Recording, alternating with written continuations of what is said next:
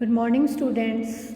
हम आपके भारतीय समाज के प्रश्न पत्र में चर्चा करने वाले हैं संयुक्त परिवार व्यवस्था के बारे में। अभी तक हम परिवार के अर्थ और उसकी संरचना को समझ चुके हैं और हमने यह देख लिया है कि संयुक्त परिवार किसे कहा जाता है।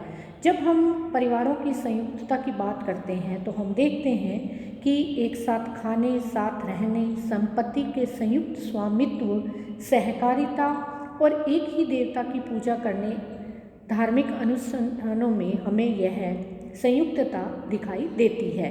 और हम यह देखते हैं कि कोई भी संस्था या समिति जब किसी समाज में दीर्घकाल से चली आ रही है तो वह समाज में महत्वपूर्ण कार्यों के कारण टिकी हुई है। और संयुक्त परिवार व्यवस्था जो है वो भारतवर्ष में आदिकाल से ही चली आ रही है और ये बहुत सारे जो है वो महत्वपूर्ण कार्यों को कर रही है।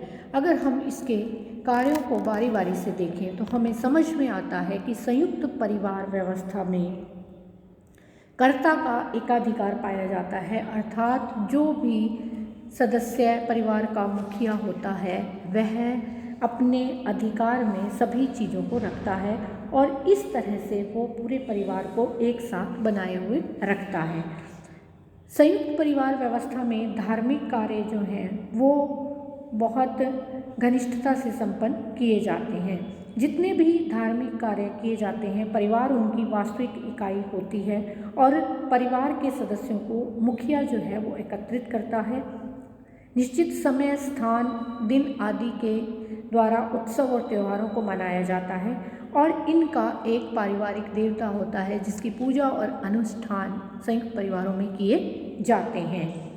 संयुक्त परिवारों का जो अगला कार्य है उसमें हम देखते हैं कि मार्गदर्शन का कार्य जो है वो किया जाता है, अर्थात जो हम परंपरागत संयुक्त परिवार देखते हैं उनमें 3 या 3 से अधिक पीढ़ियां एक साथ निवास करती हैं। यहाँ पर युवा पीढ़ी को जो बुजुर्ग पीढ़ी है वह समय समय पर अपने अनुभव और ज्ञान से मार्गदर्शन देती रहती है और जब भी व्यक्ति कार्य करता है तो वह बड़ों से उन चीज़ों को प्राप्त करता है जो उनके जीवन में घटित हुई होती हैं। तो इस प्रकार से वे अपने कार्यों को बहुत सुचारू रूप से कर पाते हैं। सांस्कृतिक मूल्यों और संस्थागत साधनों का ज्ञान भी वृद्धजन अपने सदस्यों को हस्तांतरित करते रहते हैं। मनोरंजन का कार्य भी संयुक्त परिवारों में बहुत प्रमुखता से किया जाता है क्योंकि संयुक्त परिवार के सदस्य साथ साथ रहते हैं और वे सारे कार्यों को एक साथ करते हैं। विवाह समारोह हो, न बच्चे का जन्म हो या कोई और भोज वगैरह हो, वे मनोरंजन के कार्य इन परिवारों में चलते रहते हैं और जिससे कि व्यक्ति जो है वो संयुक्त परिवार के अंदर अपनी मनोरंजनात्मक गतिविधियों की वजह से तनाव मुक्त रहता है, ऐसा माना जाता है। संयुक्त परिवारों में क्योंकि परिवार बड़े होते हैं, बहुत सारे अतिथियों का आना जाना लगा रहता है, आपस में सदस्य हंसी मजाक करते रहते हैं, तो इस प्रकार से हर वक्त वहाँ एक जीवंतता जो है वो मौजूद रहती है। बच्चों के पालन पोषण में भी जो है वो संयुक्त परिवार अपना एक प्रमुख रोल निभाते हैं। बच्चों का पालन पोषण और सामाजिकरण का कार्य जो है वो उचित तरीके से संयुक्त परिवारों में किया जाता है। अगर हम धन के या संपत्ति की सामूहिकता की बात करते हैं तो धन का उचित उपयोग जो है वो संयुक्त परिवारों के अंदर किया जाता है क्योंकि परिवार का मुखिया जो होता है व्यक्ति, वह प्रत्येक सदस्य की आवश्यकताओं की पूर्ति करता है।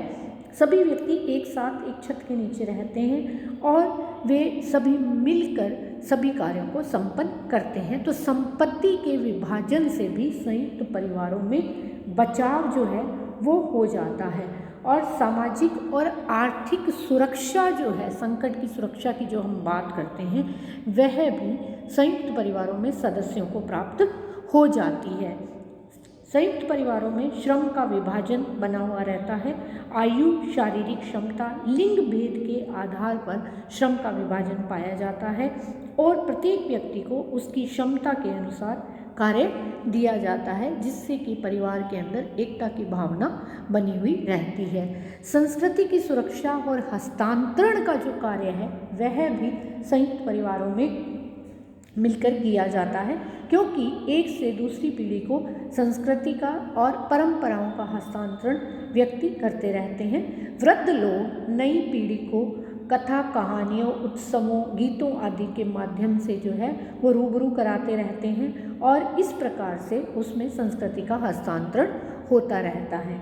अनुशासन की भावना जो है वह भी संयुक्त परिवारों में पाई जाती है, क्योंकि बड़ी जो आयु के सदस्य होते हैं वे छोटी आयु के सदस्यों पर अपना नियंत्रण बनाए रखते हैं। क्या करना चाहिए, क्या नहीं करना चाहिए, समाज में कौन से नियम परंपराएं प्रचलित हैं, इसकी जानकारी वे समय समय पर अपने सदस्यों को देते रहते हैं। तो इस प्रकार से सामाजिक नियंत्रण में बहुत महत्वपूर्ण योगदान संयुक्त परिवार देते हैं।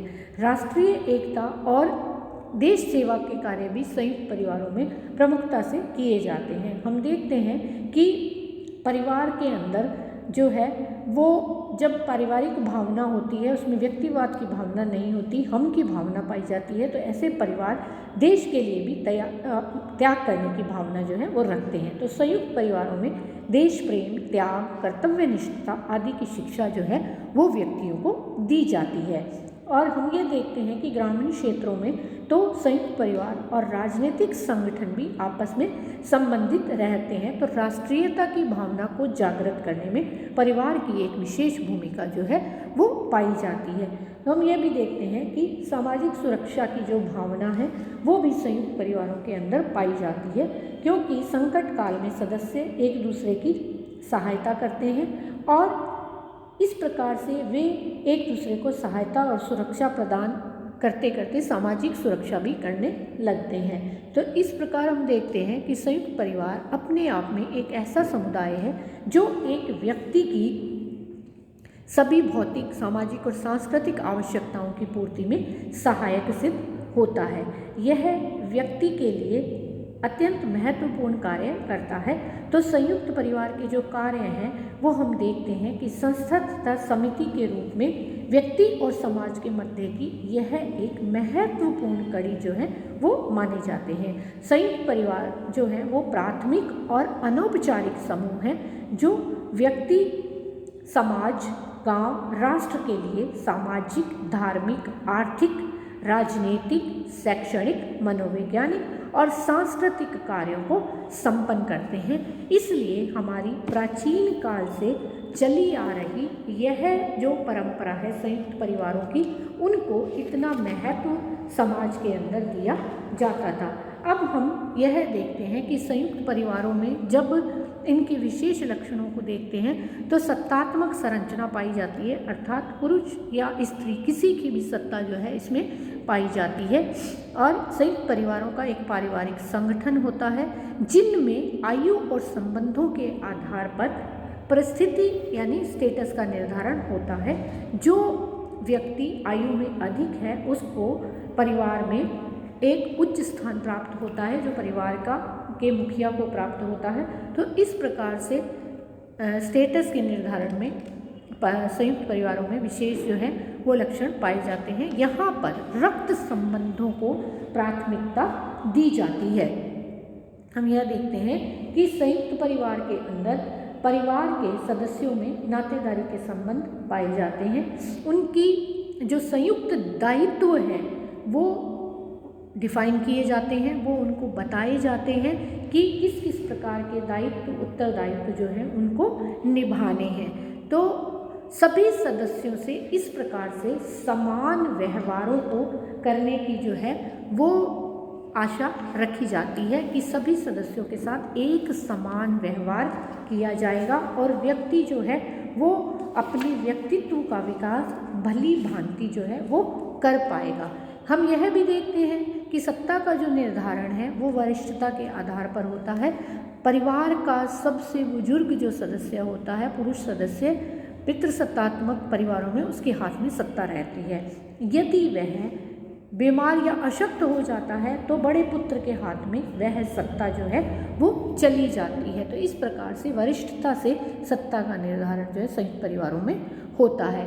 अब हम स्टूडेंट्स यह देखते हैं कि संयुक्त परिवारों के प्रकार जो हैं वो और उनकी जो परंपराएं हैं वो विभिन्न क्षेत्रों में अलग अलग प्रकार से मिलती हैं। अगर यहाँ पर हम इरावती कर्वे की बात करें, जिन्होंने संपूर्ण भारत का सर्वेक्षण किया और बताया कि उत्तर भारत में पितृसत्तात्मक, पितृवंशीय और पितृस्थानीय परिवार हैं, जबकि दक्षिण भारत में कुछ स्थानों पर मातृस्थानीय और मातृवंशीय संयुक्त परिवार देखने को मिलते हैं। संयुक्त परिवारों के वर्णन में हम इरावती कर्वे, AR देसाई और IP देसाई की अध्ययनों को शामिल करते हैं। तो इसमें पहला जो प्रकार वे बताते हैं, वे कहते हैं सत्ता, वंश और स्थान के आधार पर परिवार पितृसत्तात्मक, पितृवंशीय और पितृस्थानीय होते हैं, जिनमें परिवार का सबसे बड़ा पुरुष मुखिया होता है।